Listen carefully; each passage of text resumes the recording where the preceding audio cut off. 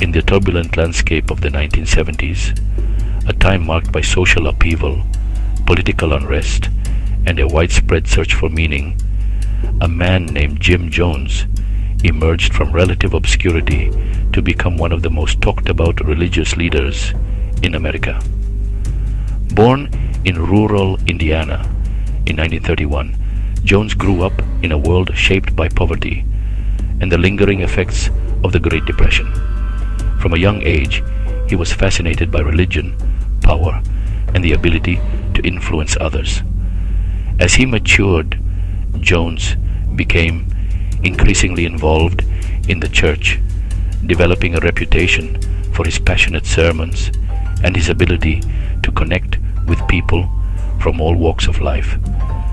By the time he reached adulthood, he had already begun to envision a new kind of religious movement, one that would challenge the status quo and offer hope to those who felt marginalized by society. Jim Jones was, above all else, a charismatic preacher. He possessed a magnetic presence that drew people in, making them feel seen, heard, and valued.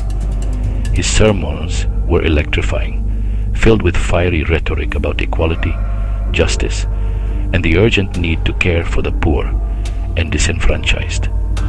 In an era when the civil rights movement was still fresh in the nation's memory, and when many Americans were questioning the fairness of their institutions, Jones's message resonated deeply.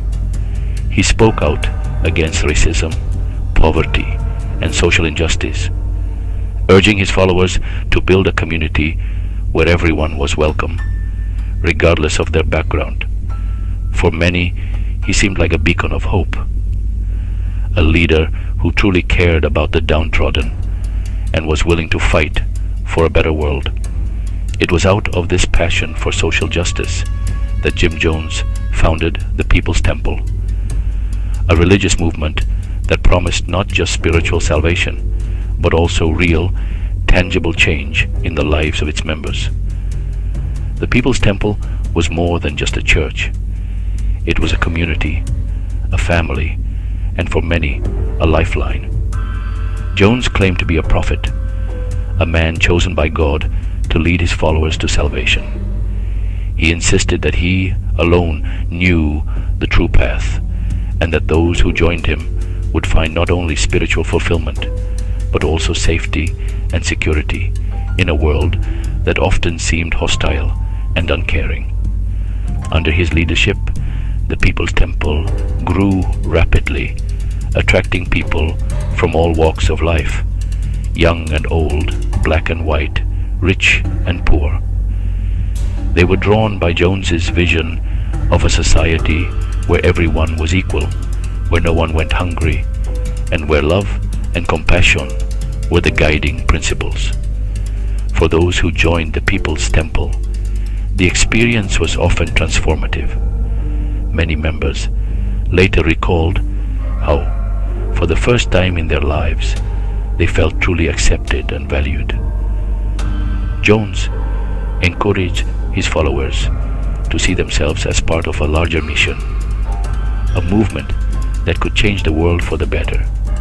He fostered a sense of belonging and purpose, organizing communal meals, group activities, and outreach programs that brought people together and reinforced the idea that they were all part of something special. The church became a refuge for those who had been rejected by mainstream society.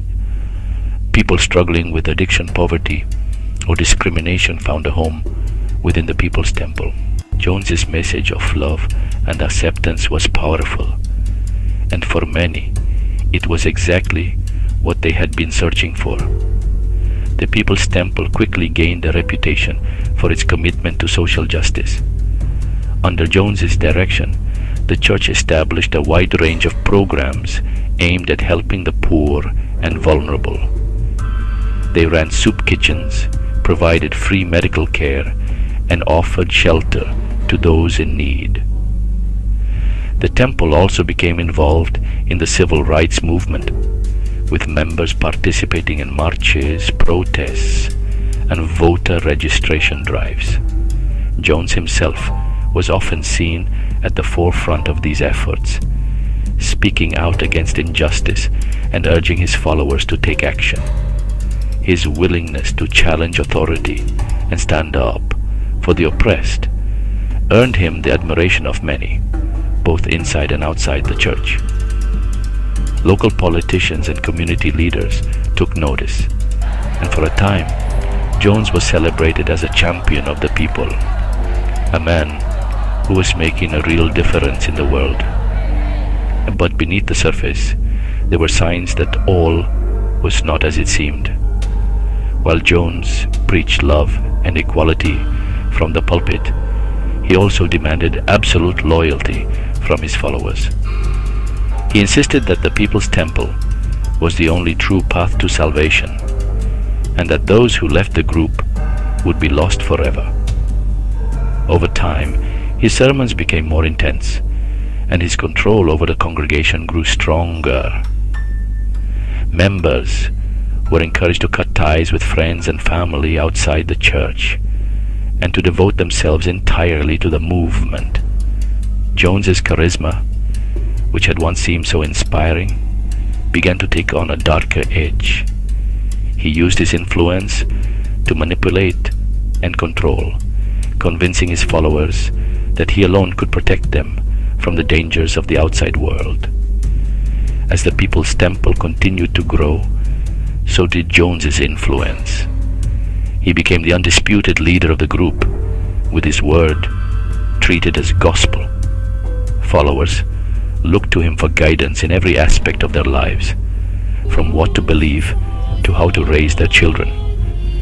Jones encouraged this dependence, positioning himself as a father figure, a spiritual guide, and ultimately the only one who could lead them to salvation. For many, the sense of community and purpose they found in the People's Temple was worth any sacrifice.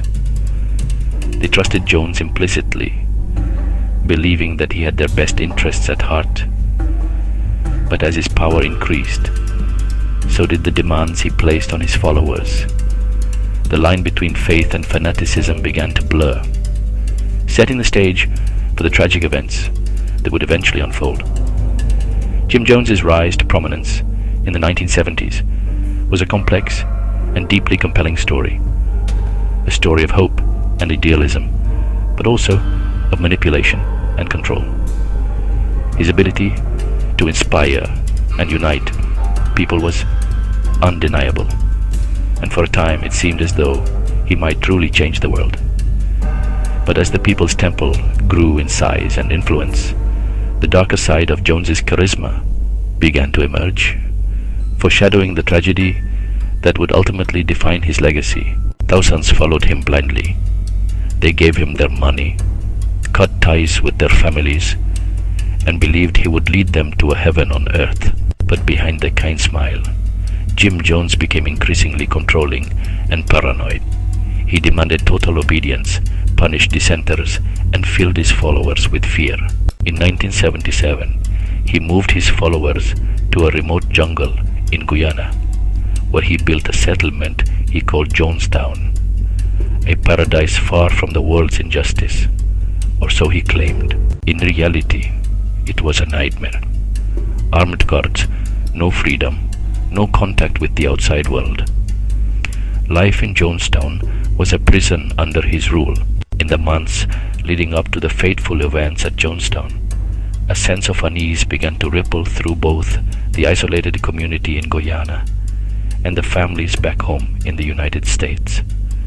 Rumors, at first whispered in hushed tones, soon grew louder and more persistent. Stories of abuse, torture, and desperate attempts to escape the settlement started to circulate among concerned relatives, former members, and journalists.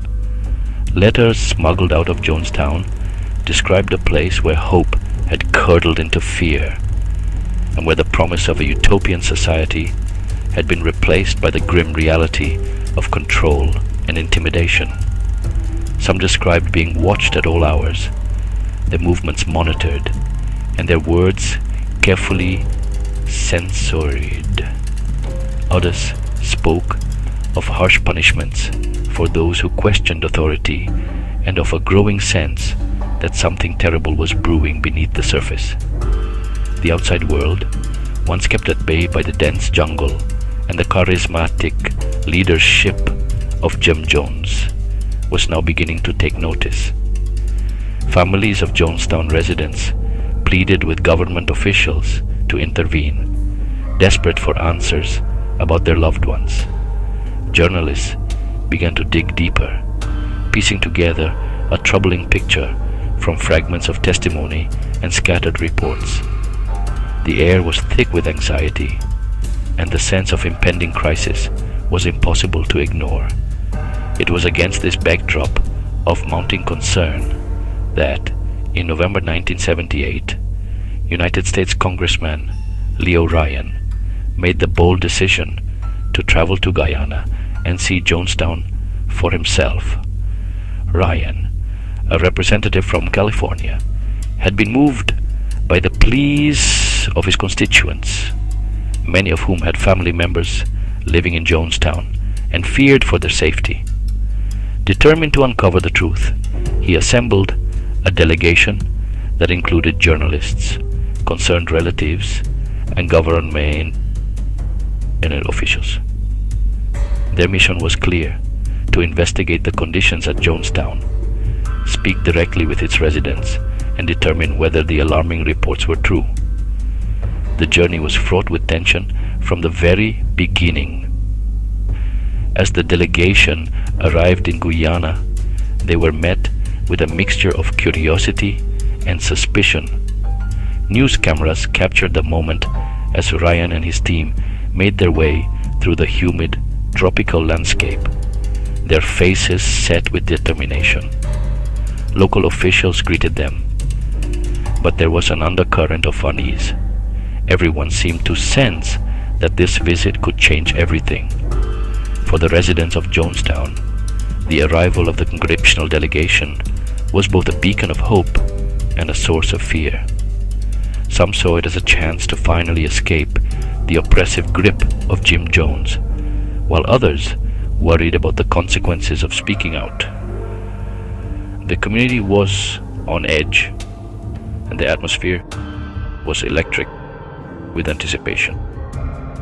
Over the course of their visit, Congressman Ryan and his team witnessed both the carefully staged presentations of harmony and the subtle, desperate signals from those who wanted to leave. Some residents managed to slip notes to the visitors, begging for help and pleading for rescue. The tension reached a breaking point as the delegation prepared to depart, accompanied by a group of defectors who had bravely chosen to escape. But as they made their way to the airstrip, the situation turned deadly. Jim Jones, feeling his control slipping away, gave the chilling order to his most loyal followers: attack the outsiders. In a sudden eruption of violence, gunmen ambushed the group, opening fire on the congressman, his team, and the defectors. The chaos and terror of that moment would reverberate around the world, marking the beginning of one of the most tragic chapters in modern history. Congressman Leo Ryan became the first sitting U.S. congressman to be killed in the line of duty, and the events at Jonestown would soon shock the world with their unimaginable horror. Then came the final command. The air in Jonestown was thick with tension. For months, the residents of this isolated settlement in the Guyanese jungle had lived under the watchful eye of their leader, Jim Jones. They had come here seeking a utopia, a promised land where equality and peace would reign. But now, as the sun set behind the trees, a sense of dread hung over the community. Jones, once a charismatic preacher who had inspired hope, had become increasingly paranoid and controlling. His sermons, once filled with talk of brotherhood and salvation, had turned dark, warning of enemies lurking everywhere. On this day, November 18th, 1978, the unthinkable was about to happen. It's time to leave this world. In a chilling command, Jones ordered what he called a revolutionary act. He instructed his followers to mix a lethal concoction of cyanide, tranquilizers, and sedatives into large vats of grape-flavored drink. The preparation was methodical, almost ritualistic. Some members, loyal to the end, helped distribute the drink, while others watched in horror, unable to comprehend what was unfolding. The poison was poured into cups, handed out to the crowd, men, women, and children alike. The air was filled with the sound of weeping, prayers, and desperate pleas. Some tried to resist, but armed guards stood by, ensuring that no one could escape. The sense of finality was overwhelming. Jones's voice echoed through the loudspeakers, urging his followers to die with dignity. He told them that this was not suicide, but an act of political protest, a way to escape the oppression he claimed was closing in on them. The reality, however, was far more tragic. Over 900 people, including more than 300 children, were forced to drink the poisoned beverage. Some did so willingly, convinced by Jones's rhetoric and the pressure of the group. Others were coerced, threatened, or physically forced. The scene was one of unimaginable horror. Parents gave the drink to their children, some believing it was the only way to protect them from a worse fate. Survivors would later recall the screams, the cries for help, and the overwhelming sense of helplessness as the poison took effect. Within minutes, people began to collapse. The poison worked quickly, causing convulsions, vomiting, and eventually, death. The jungle, once alive with the sounds of daily life, fell eerily silent as the tragedy unfolded. Some tried to hide or run, but there was nowhere to go. Armed guards patrolled the perimeter, ensuring that no one could escape the fate that Jones had decreed. In the end, the loyalty, fear, and manipulation that had held the community together became the very tools of its destruction. When the authorities arrived, they were met with a scene of a devastation unlike anything they had ever witnessed. Bodies lay scattered across the compound, many still clutching one another in their final moments. The scale of the tragedy was staggering. 918 people dead, making it one of the largest mass deaths in modern history. The world was left reeling, struggling to comprehend how such a catastrophe could have occurred. The name Jonestown became synonymous with blind faith, manipulation, and the dangers of unchecked power. In the years since, survivors and relatives have worked to piece together the events of that day, searching for answers and trying to ensure that such a tragedy is never repeated. The story of Jonestown stands as a somber reminder of the fragility of the human spirit and the devastating consequences that can arise when hope is twisted into despair. Jim Jones died too, but his legacy remains a chilling reminder of how one man's obsession can turn faith into a human tragedy.